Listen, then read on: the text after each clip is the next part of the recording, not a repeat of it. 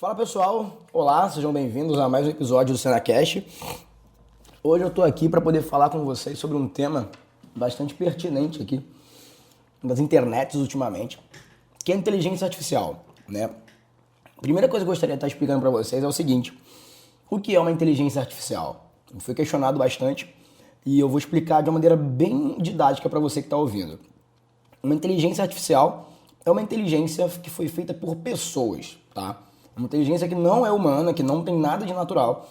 Ela foi construída por um grupo de pessoas ou uma empresa. No caso, a mais famosa nos nossos comentários ultimamente está sendo uma chamada ChatGPT, que é feita pela empresa, né? Foi idealizada pela empresa OpenAI, lá dos Estados Unidos. Então, assim, não existe só o ChatGPT, tá? Mas ele é um principal porque ele está sendo mais utilizado em todos os lugares que a gente vê. Tem gente falando como usar o ChatGPT, qual é a função dele. E isso é muito interessante. Mas isso é um ponto para a gente ter um pouco de cautela, tá? E é isso que a gente vai falar sobre no episódio de hoje. Hoje eu vou comentar um pouco com vocês sobre as inteligências artificiais e quais são os principais perigos do uso delas. Então, vamos lá.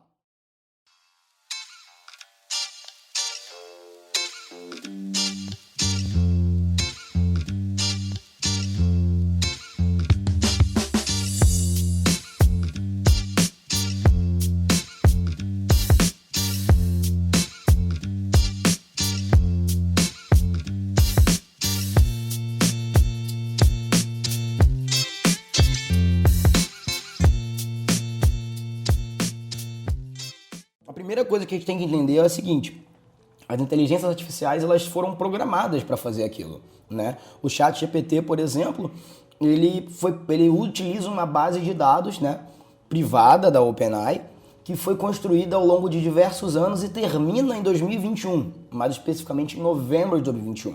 Ou seja, tudo que aconteceu depois de 2021, ele não tem conhecimento, tá? Então, atualizações de documentos, datas de eventos importantes, livros que foram lançados, ele não tem conhecimento. Outro ponto interessante que a gente tem que tentar colocar na nossa cabeça é que uma inteligência artificial ela é programada por um grupo de pessoas, né? E uma coisa muito importante é: quem são essas pessoas? Quem são as pessoas que programam as inteligências artificiais que a gente consome, né? É muito interessante porque quando você programa, você coloca você, né, em formato de código. Nesse caso, nós vamos chamar os códigos de uma coisa chamada prompt. Nós colocamos os prompts lá e nós fazemos todo o esqueleto da inteligência artificial. Só que você tem que ter um cuidado muito grande de diversificar esse código o maior número possível, pelo simples fato de você criar uma máquina que vai conversar com seres humanos, com outros seres humanos. Todo mundo sabe que o ser humano, por natureza, ele é um ser plural. Ele é um ser que precisa ter conhecimento e discernimento. Como você vai fazer isso com códigos, né? Com inteligência? Ah, mas ela aprende sozinha. Tudo bem, mas ela vai aprender baseado em pessoas. Quem são essas pessoas? O que eu estou dizendo, levantando aqui para você é: será que o ChatGPT fala realmente é a realidade? É o que realmente acontece? Ele tem o discernimento de ser uma pessoa neutra em alguma situação de conflito ou de criar um roteiro, por exemplo, sobre um tema levando em consideração todos os pontos? Ou ele está só replicando, né, preconceitos de quem o programou? Isso é um debate muito interessante que a gente tem que começar a ter, porque se todo mundo, de todas as classes sociais, de todas as sexualidades, de tudo, de toda parte do mundo está utilizando essa ferramenta, ela tem que ser o mais plural possível, né? E imagina só, se todo mundo, né, nessa área de programação tivesse um discurso muito complicado ou que agredisse uma minoria específica. A ferramenta deles iria sempre vir com esse viés, né? Esse viés assim mais político, mais centrado para esse tipo de coisa. Então é uma coisa que a gente tem que estar sempre pensando. A inteligência artificial é esperta? Pode até ser, mas o conhecimento dela vem de outras pessoas. E as pessoas são diferentes. Então é muito importante a gente cobrar dessas empresas uma diversidade nessas ferramentas muito grande. para que, por exemplo, nós não lemos, sei lá, alguma mensagem neonazista, por exemplo. Tem que ter esse cuidado. E caso nós identifiquemos nas ferramentas alguma mensagem desse tipo, de tom agressivo, de tom segregacionista, de tom homofóbico, de tom racista, a gente tem que expor isso para que a empresa consiga identificar quem ou qual grupo fez aquela programação, ou como essa ferramenta chegou a essa análise, né? Outro ponto interessante é que tem muita gente colocando o ChatGPT como Deus, como um novo Deus que vai consumir todo mundo. Não é, até porque o ChatGPT não é só uma inteligência artificial, né?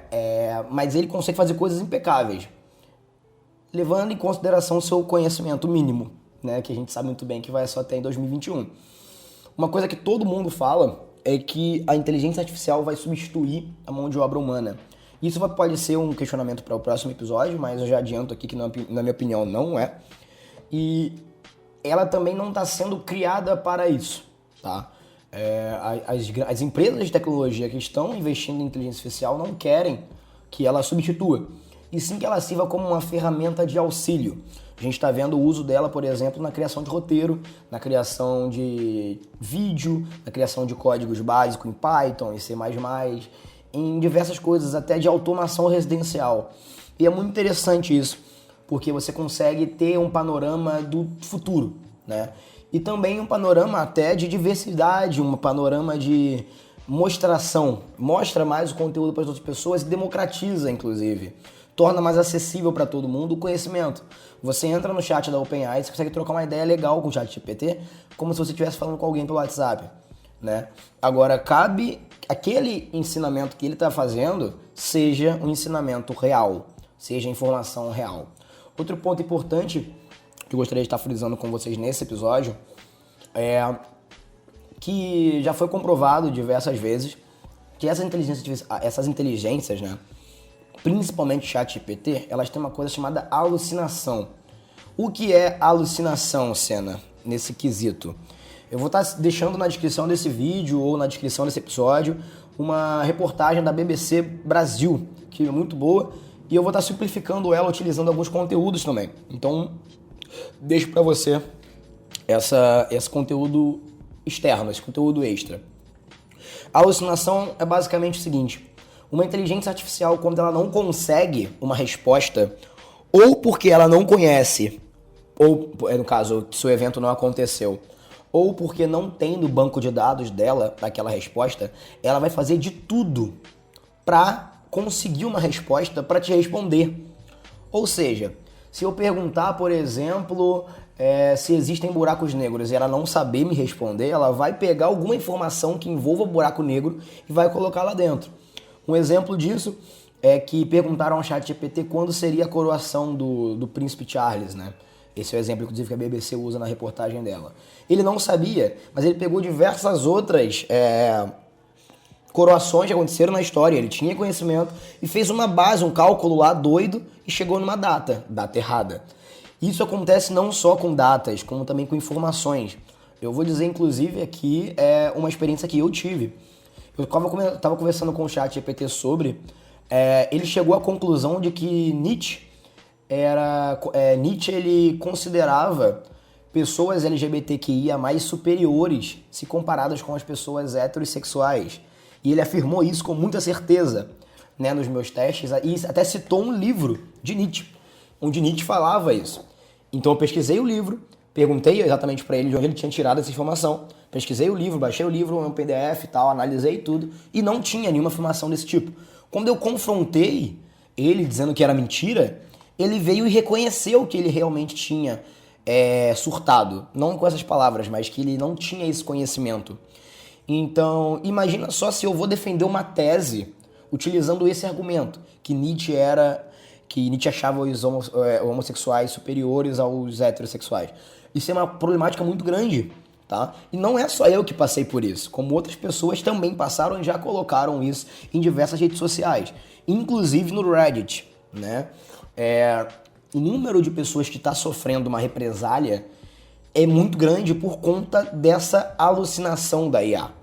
Então é um ponto muito importante que você tem que ter cuidado quando você vai utilizar esse tipo de coisa, né? Aconteceu nos Estados Unidos essa semana É um caso de um professor de faculdade que jogou, né? Muito engraçado esse caso. Professor de faculdade que jogou as redações dos seus alunos no chat GPT e perguntou se era ele que tinha feito.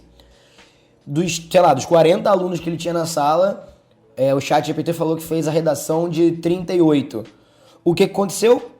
O professor deu 0 para essas 38 pessoas. Ponto. E aí? Que critério ele utilizou? Lembrando que o chat GPT, pessoal, ele não tem acesso à internet e ele também não fica gravado durante muito tempo as informações de todo mundo.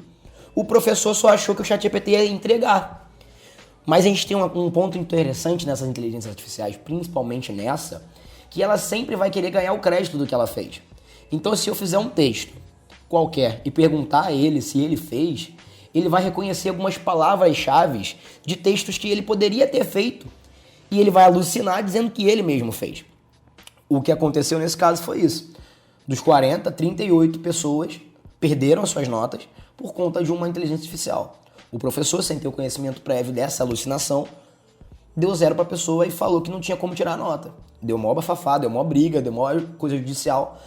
E ele perdeu, porque a inteligência artificial não tem conhecimento para reconhecer quando um texto é feito por inteligência artificial. Esse é um erro. E esse erro não está sendo corrigido, pelo menos por enquanto. Não tem um motivo, não tem como solucionar esse problema. A gente não sabe diferenciar mais quais textos foram escritos por um robô, por uma inteligência artificial, e quais textos foram escritos por um ser humano. Até porque número, que no caso códigos, não tem assinatura. O código da inteligência artificial é o mesmo código de um programador. É a mesma coisa, é o mesmo número, é os mesmos textos. Não tem como você diferenciar. E isso é um problema muito grande. Inclusive pra galera que tá achando que consegue fazer diversas redações ou diversos conteúdos de reportagens e tal, só utilizando a ferramenta. Sem passar por um aviso, sem passar por uma verificação ou por um funil, uma verificação de dados, de fontes. Se você tá achando que você vai pegar o texto do ChatGPT, colocar na sua prova e vai tirar 10, você pode estar muito errado. Porque o ChatGPT não tem todas as informações. Então acaba que você precisa sim ter o trabalho. Não tanto quanto você tinha antes. Você precisa ter o trabalho. Tá? Não adianta você achar que o ChatGPT ou outras inteligências artificiais vão pegar a sua vida e vão elevar. Se você não souber utilizar, você vai ficar para trás. Se você que é da área da educação não souber como trabalhar o ChatGPT na sua aula, como trabalhar o ChatGPT dentro da sua turma, você vai ficar para trás. Não adianta. A gente precisa entender, a gente precisa colocar na mesa para debater como a ferramenta ChatGPT ou outras inteligências artificiais podem ser usadas dentro da sala de aula. Como a gente vai poder utilizar isso? Como o ensino vai poder utilizar a favor dele o ChatGPT? Ah, mas a ferramenta vai substituir os professores? Talvez não. Uma coisa é você estar numa sala, outra coisa é você estar lendo um texto. Entende? Então, o conhecimento é uma coisa que a gente precisa ter para poder dominar essa ferramenta. E isso é uma coisa que eu não tenho visto no mundo, né? Principalmente entre as pessoas que não estão no meio da informática. Então, se você está ouvindo esse episódio, nunca soube o que é ChatGPT, fique tranquilo que eu vou fazer uns conteúdos aqui nas redes sociais, aqui no meu canal do YouTube, nas plataformas de podcast, tentando desmembrar um pouco mais essas ferramentas e explicar para você que está ouvindo qual o potencial educativo, pedagógico que essas ferramentas têm. Então, é muito interessante que você continue acompanhando. Se quiser mais conteúdo, comenta aí, manda sugestão que a gente vai fazer conteúdo por aqui. Essa live, esse podcast, ele foi bem inicial para dar um contexto do que é o ChatGPT e de como ele pode ser utilizado, tá? E eu vou trazer mais conteúdo sobre inteligência artificial por aqui, nas minhas redes sociais, em tudo. Se você gostou, você pode estar seguindo o canal, pode estar, dando 5 estrelas nesse podcast, ou o que for, e divulgando. Então é isso. Lembrando também que eu tenho uma plataforma de apoio para o Senacast. É só você digitar no seu navegador apoia.se/Senacast. Você pode ajudar esse podcast a continuar pagando R$1 por mês. E a sua ajuda é muito bem-vinda. Então é isso. Muito obrigado e até o próximo episódio. Valeu!